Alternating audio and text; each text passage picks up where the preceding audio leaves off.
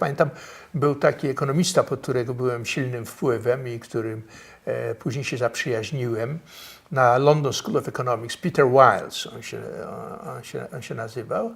On zajmował się, był wybitnym ekonomistą, ale zajmował się gospodarkami krajów właśnie komunistycznych. Napisał m.in. książkę Political Economy of Communism. Ekonomia polityczna komunizmu. Później spędziłem z nim rok w Waszyngtonie w Woodrow Wilson Center i widywałem go w Londynie. Był uroczy, inteligentny, bardzo złośliwy człowiek. Zaraz o jego złośliwości opowiem anegdotę. W każdym razie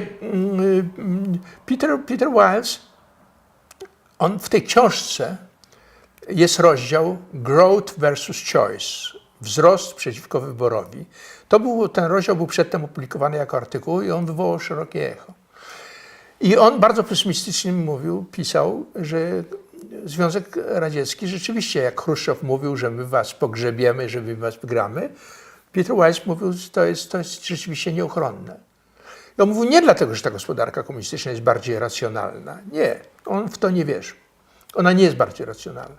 Tylko ten autorytarny system komunistyczny jest w stanie narzucić społeczeństwu znacznie wyższą stopę oszczędności.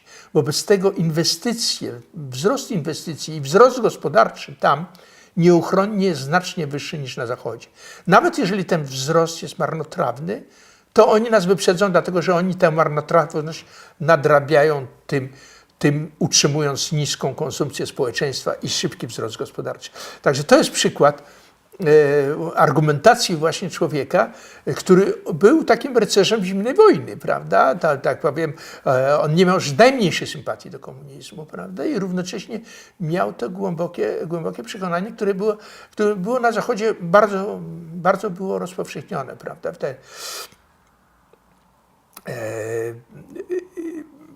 Można powiedzieć, że to zaczyna ulegać zmianie tak naprawdę dopiero w latach 70., kiedy kryzys krajów komunistycznych jest oczywisty. Po interwencji nie tylko na Węgrzech w 1956 roku, ale w Czechosłowacji. To jest moment załamania się wiary lewicy niekomunistycznej, na przykład partii, no nie tylko, również komunistycznych we Francji, prawda? To jest zmiana atmosfery. Ja już jestem wtedy jestem emigrantem, ale do tego dojdę.